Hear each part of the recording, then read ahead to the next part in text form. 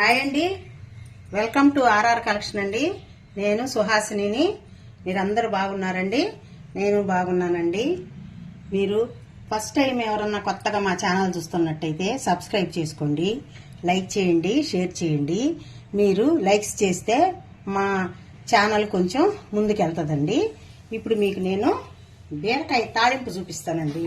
ఈ బీరకాయలో చాలా రకాల వెరైటీలు ఉన్నాయండి. తాళింపుల్లో కూడా మీకు ఇప్పుడు ఒక వెరైటీ చూపిస్తాను. ఈ విధంగా బీరకాయలు తీసుకొని మనం శుభ్రంగా కడిగేసుకొని, ఇది చూడండి, ఈ పైన బెరడు తీసేసానండి. ఈ విధంగా కోసేసుకొని వీటిల్ని కొంచెం లైట్గా పీల్ చేసుకొని మనం ఇవి ముక్కలు కట్ చేసుకుందాం. బీరకాయ పీల్ చేసుకున్నానండి. ఈ విధంగా తొక్కలు నేను దీంతో పచ్చడి చేస్తానండి, వేస్ట్గా పడేయకుండా. ఇది మంచిదని, దీనిలో ఎక్కువ ఫైబర్ ఉంటుందని, అందువల్ల దీన్ని ఇంకో వీడియోలో చూపిస్తానండి. ఇది పక్కన పెట్టేస్తున్నాను. ఇవి బీరకాయ ముక్కలు ఈ విధంగా కట్ చేసుకున్నానండి. ఒక కేజీ బీరకాయ ముక్కలు. ఇది 2 పెద్ద ఆనియన్ తీసుకొని కట్ చేసుకున్నాను. ఇది 2 ఎండుమిర్చి కట్ చేసి తీసుకున్నానండి. 2 రెమ్మలు కరివేపాకు తీసుకున్నాను. ఇవి ఒక 5-6 వెల్లుల్లి రెబ్బలు పచ్చగా దంచి తీసుకున్నాను. దీనికి కావలసినవి వచ్చి సాల్ట్, పసుపు, కారం అండి. ముందుగా స్టవ్ ఆన్ చేసి బాండిల్ పెట్టేసుకుంటాము. ఇప్పుడు దీనిలో కొంచెం ఆయిల్ వేసుకుంటామండి. ఒక 4 టేబుల్ స్పూన్లు ఆయిల్ వేసుకుంటాం.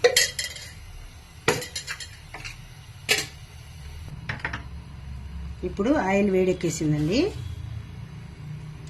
1/2 టేబుల్ స్పూను ఆవాలు, జీలకర్ర, కొంచెం పచ్చిశనగపప్పు, కొంచెం మినపప్పు వేసానండి. ఆవాలు కొంచెం చిటపట్లాడిన తర్వాత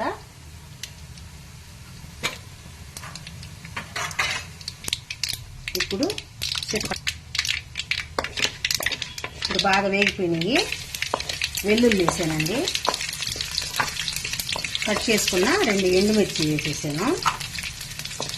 2 రెమ్మలు కరివేపాకు వేసేసాను.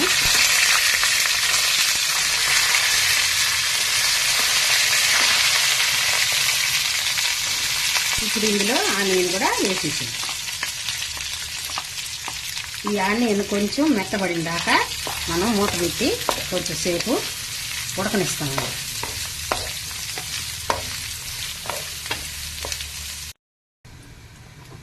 ఇప్పుడు మూత తీస్తే కరెక్ట్గా ఆనియన్ మనకి మెత్తబడిందండి. ఇప్పుడు ఇందులో కట్ చేసుకున్నాం కదా ఈ బీరకాయ ముక్కలన్నీ వేసేద్దాం.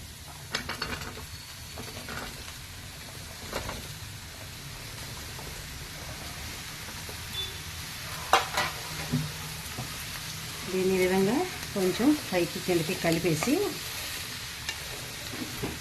ఇందులో చాలా సింపుల్ అండి ఈ తాళింపు చేసుకోవటం. కొద్దిగా 1/4 టేబుల్ స్పూను పసుపు వేస్తున్నాను.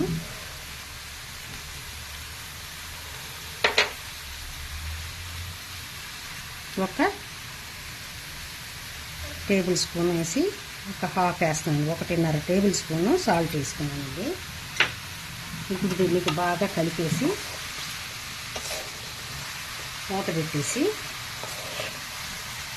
మనం బీరకాయ ముక్కల్ని బాగా ఉడికేంత వరకు ఉడికించుకున్నామండి. దీనిలో వాటర్ చూసుకొని వేసుకుంటామండి. ఇప్పుడు మనం సాల్ట్ వేసాం కదా, ఈ బీరకాయలో కూడా వాటర్ ఉంటుంది. ఈ వాటర్ అంతా బయటకు వస్తుంది. అప్పుడు ఏమన్నా తక్కువ పడితే కొద్దిగా వాటర్ యాడ్ చేసుకుంటాం, లేకపోతే ఇలాగే అవసరం లేకుండా చేసేయచ్చు. మూత పెట్టేస్తాం.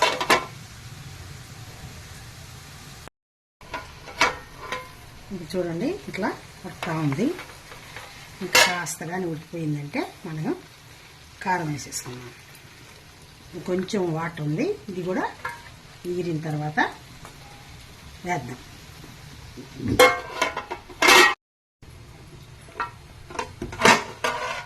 ఇప్పుడు మనకి బీరకాయ అంతా బాగా శుభ్రంగా ఉడికిపోయిందండి. చూడండి, బాగా ఉడికిపోయింది. ఇప్పుడు దీనిలో కారం వేసుకుంటాం.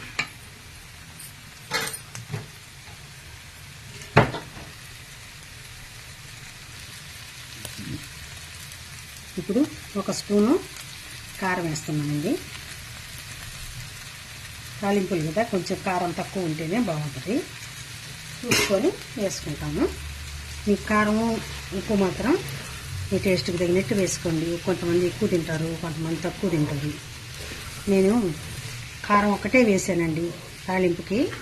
మీరు కొబ్బరి తురిమి పోసుకోవచ్చు, తినేశనగపప్పు ఓన్లీ ఇన్ని అంటే పుట్నాల పప్పు అంటారు కదా, ఓన్లీ ఆ పప్పు అయినా మనం మిక్సీకి వేసుకొని వేసుకోవచ్చు.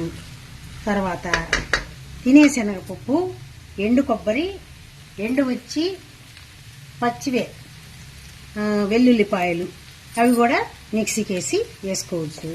మా ఇంట్లో మా పిల్లలు తినరండి, అందువల్ల నేను ఈరోజు ఓన్లీ కారం మాత్రమే వేసాను. ఇప్పుడు అయిపోయింది మనకి, ఇది కర్రీ అంతా రెడీ అయిపోయింది. ఇప్పుడు ఉప్పు కారం చూసానండి, కొంచెం కారం తక్కువ ఉంది.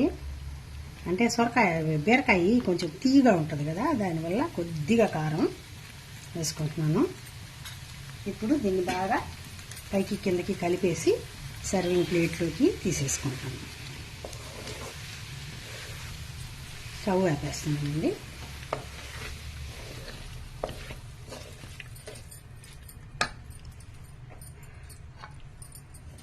ఈ విధంగా మనం